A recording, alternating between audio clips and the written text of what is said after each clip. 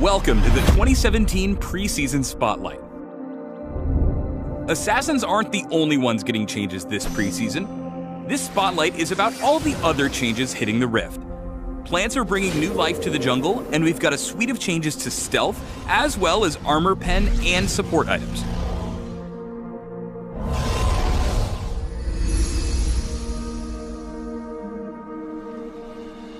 First up, we're introducing a series of interactive plants we're calling the Living Jungle.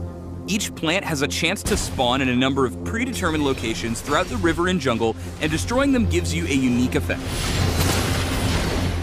Blast cones only grow in the jungle's quadrants, knocking away any nearby units when destroyed. They're useful for creative getaways following a successful invade, or simply hopping over jungle walls. Scryer's bloom grows on the ramps between the jungle and the river, releasing pollen across the map away from the attacker when destroyed. This pollen reveals enemy units and wards, allowing you to clear vision and take control of the area. Lastly, honey fruit grows exclusively in the river, dropping a bushel of restorative fruit on the ground. Each fruit restores health and mana, but at the cost of a minor slow to the champion feasting. Taking a look at the rest of the jungle, we've decided to remove the bonuses from smiting monsters. These buffs did a lot of good, especially in the early game, but weren't holding up as interesting choices to make throughout the game. For the many junglers who relied on specific buffs to clear, we've made a tuning pass to the jungle's inhabitants, and added a heal to smite to help make ends meet in their absence. Finally, we've made some minor changes to the camps to accentuate their beautiful personalities. You'll find more baby raptors and krugs to fight, Gromps developed an attitude problem, and the little bufflings that used to live with red and blue have grown up and left the nest.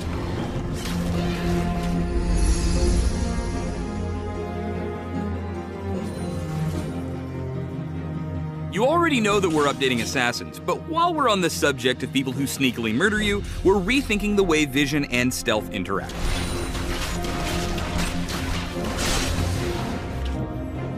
Stealth can now be divided into two categories, invisibility and camouflage.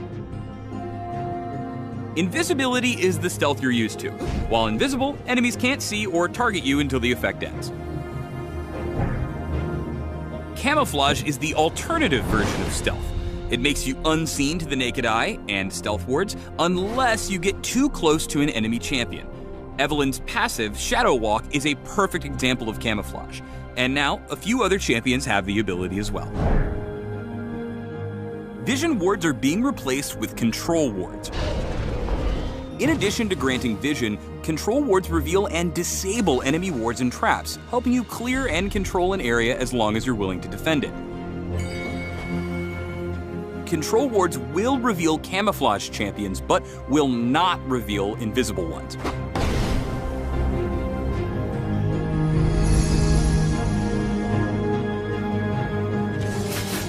Let's talk armor pen.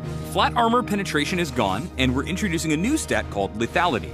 It's pretty much the same, but it scales with your opponent's level, bypassing more armor the higher their level is. This will make you slightly less bursty for lower leveled opponents, but gives you a little extra power when you're falling behind. We're also busting out two new items for Assassins, Edge of Night and Poacher's Dirk. Edge of Night grants attack damage, lethality, out of combat movement speed, and magic resist, but you really want to buy it for its active, Veil.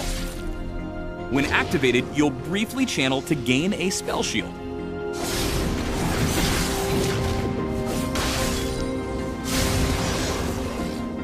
The other new item is the jungle-focused Poacher's Dirk, which transforms into a full-blown serrated dirk after you've stolen enough large monsters from the enemy's jungle.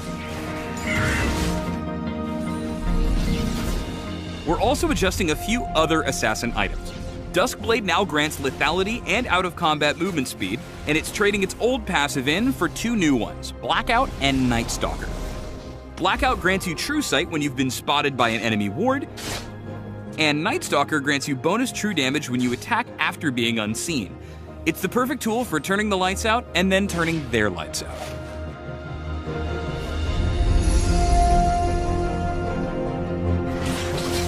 For supports, we've got a change to Aegis of the Legion, aimed at making it more of a situational item instead of the must-buy it is today. After 8 whole years, it no longer grants passive magic resist to nearby allies. By nerfing Aegis, we've made room for 2 new support items, Knight's Vow and Redemption. Knight's Vow grants defensive stats and the ability to designate an allied champion as your partner. When near your partner, you'll gain armor and movement speed, redirecting a portion of their damage taken to yourself, and then healing for a portion of the damage they deal.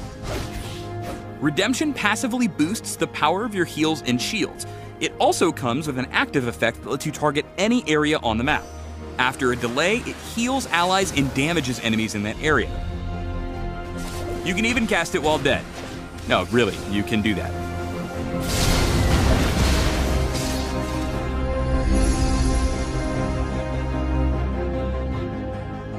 If you're still watching, we know what you want. You're here for the mastery changes. We saved the biggest change just for you.